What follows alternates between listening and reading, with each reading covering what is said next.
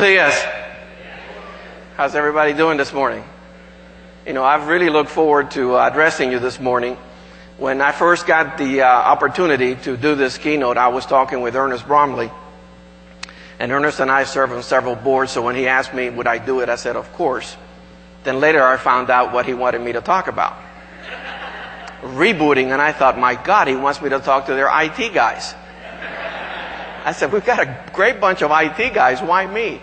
Then he explained to me what rebooting meant, you know, that sometimes in life, sometimes in business, you do have to hit Control-Alt-Delete and forget about the rules and the limitations that you have put on yourself or that others have put on you. And in order to reach your full potential, I've always believed that that's exactly true. So when I look back from that point of view, I said, my God, I've been rebooting all of my life. And that's what I wanted to talk to you about today. I wanted to tell you a few things about rebooting, but I wanted to tell you from this point of view is I want to talk about rebooting in life. Before you could talk about rebooting in advertising, I wanted to tell you how important it is at certain points in time to just reboot and not let people put limitations on what you can do. And I'll tell you a very personal story that happened to me. I know there may be actually some students in the audience, and I hope that if you're a young student, you can take that learning as well. Second point, I'm going to talk about the things that were breakthroughs for us at AT&T.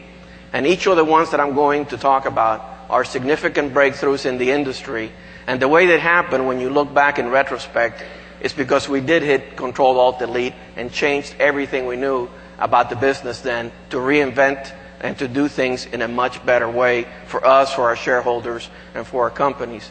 And then I'm going to talk about some very exciting things that are happening in your industry. And I think you're just about to see the tip of what's about to hit us as we venture into this new digital age where the screens converge and technology becomes either an enabler or one that inhibits your progress in life or in business. So I wanted to give you that context. Let's first talk about rebooting, because here's my definition of what you need to do to reboot.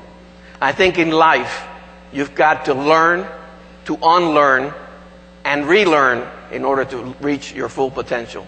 You have to learn to unlearn. That may not be intuitive. By the way, if you only do 2 out of the 3 steps, then you know nothing, right?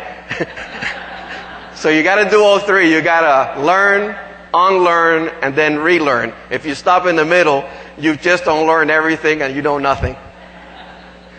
So throughout my life, I have faced adversity, and I can tell you that it's been pretty significant adversity.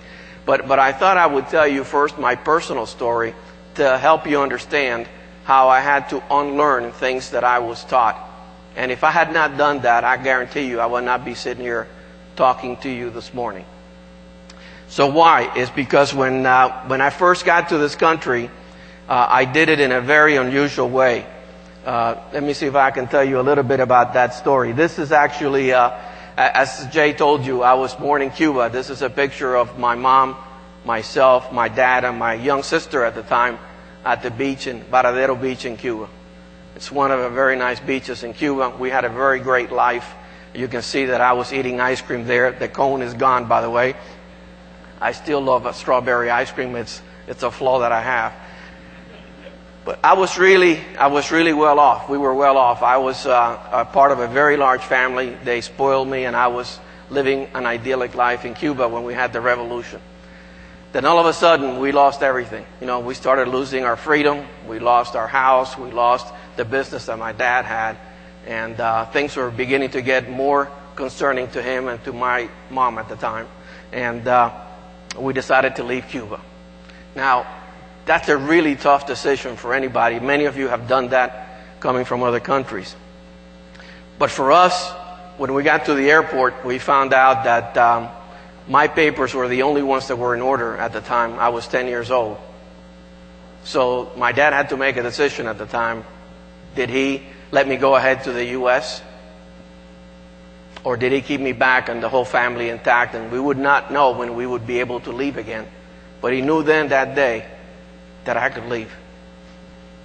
And for you that are parents, I don't know how they did it. I don't know how they did it, because I'm thinking, I have sons. If I had a son 10 years old, to send him to a foreign country with no family, no money, not understanding the language, it's pretty tough. But things were so tough that they decided to, let's go ahead and send him ahead. They thought it would only be a few days. Well, the days turned into weeks. The weeks turned into months. The months turned into years. And it would be 4 years later before my parents would be able to get to the U.S.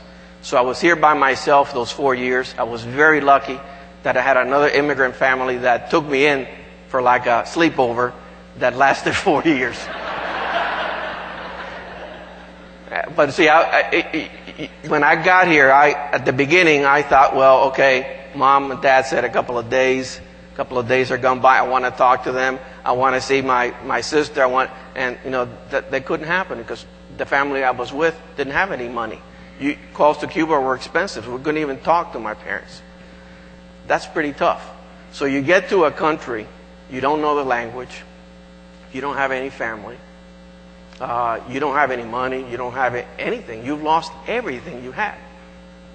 And I began to feel down on myself. I began to say, well, why did this happen to me? I was a happy-go-lucky kid.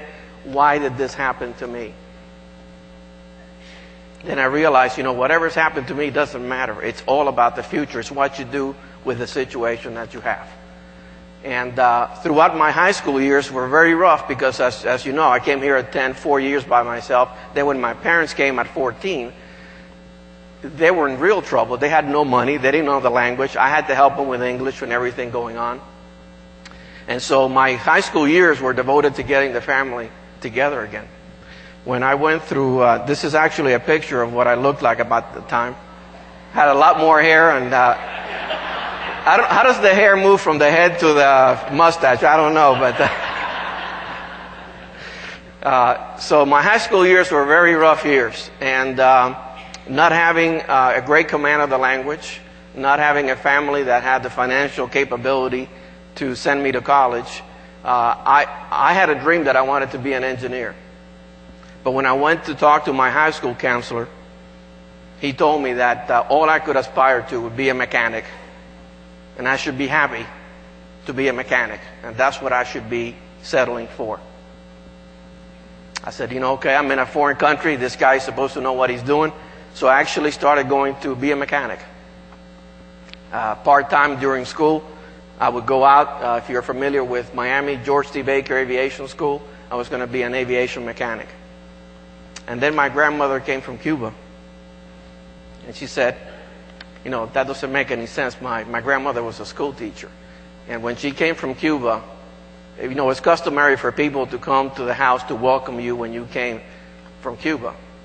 Well, when my grandmother came, the whole town came. I've never seen so many people come to greet her.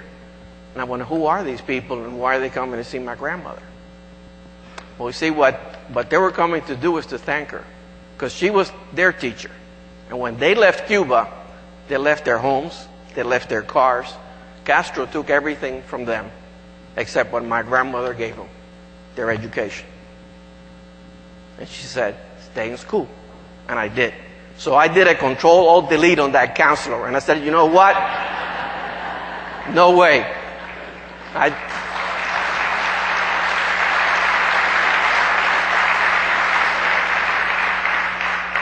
I listened to my grandmother, and she was absolutely right. That education does matter. It does open doors. And if I was to let that counselor put those limitations on me, I would have never gotten them. And I wonder how many children, how many young people today let themselves have those kind of limitations put on you. So that's why I could relate to this story so much, that you should not ever let anybody put limitations on what you can do as a person, what your children can do, what your family can do, what your business can do, what your industry can do. The sky's the limit if you don't let people put those limitations on you. So I've come up with this model that I've used in my life, and I wanted to share with you as kind of